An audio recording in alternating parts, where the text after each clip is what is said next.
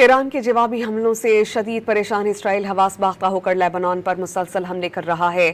منگل کو اسرائیلی بمباری سے متعدد شہری شہید اور زخمی ہوئے ہیں۔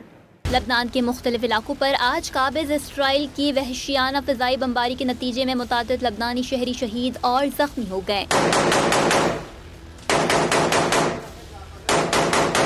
قابض فوج کے جنوبی لبنان کے کئی قصبوں کو نشانہ بنانے سے قبل انہیں خالی کرنے کی ظالمانہ احکامات بھی جاری کیے۔ لبنانی وزارت صحت نے تصدیق کی ہے کہ بیروت کے جنوب مشرق میں واقع ضلع عالیہ کے قصبہ بشمون پر قابض اسرائیلی بمباری سے ابتدائی اطلاعات کے مطابق 2 افراد شہید اور 5 زخمی ہوئے۔ قصبہ صلاح پر حملے میں 4 شہری جام شہادت نوش کر گئے جبکہ 4 دیگر زخمی ہوئے۔ قابض فوج نے جنوبی لبنان کے علاقوں مشوق، سور اور برج شمالی کے رہائشیوں کو فوری طور پر اپنے گھر بار چھوڑنے اور دریائے زہرانی کے شمال کے جانب منتقل ہونے کی وارننگ دے دی۔ جنوبی شہر طائر اور دیگر علاقوں میں بھی حملوں کی اطلاعات موصول ہوئی جہاں دھماکوں کے بعد دھواں اٹھتا دیکھا گیا اور لوگ بھاگتے نظر آئے۔ دوسری جانب حزب اللہ نے بھی اسرائیل پر بھرپور حملہ کیا۔ حزب اللہ نے دعویٰ کیا کہ اسرائیل میں 5 مختلف مقامات پر حملے کیے گئے۔ اسرائیلی فوجیوں، ریڈار سائٹ اور آرٹلری پوزیشنز کو ڈرونز اور میزائلوں سے نشانہ بنایا گیا۔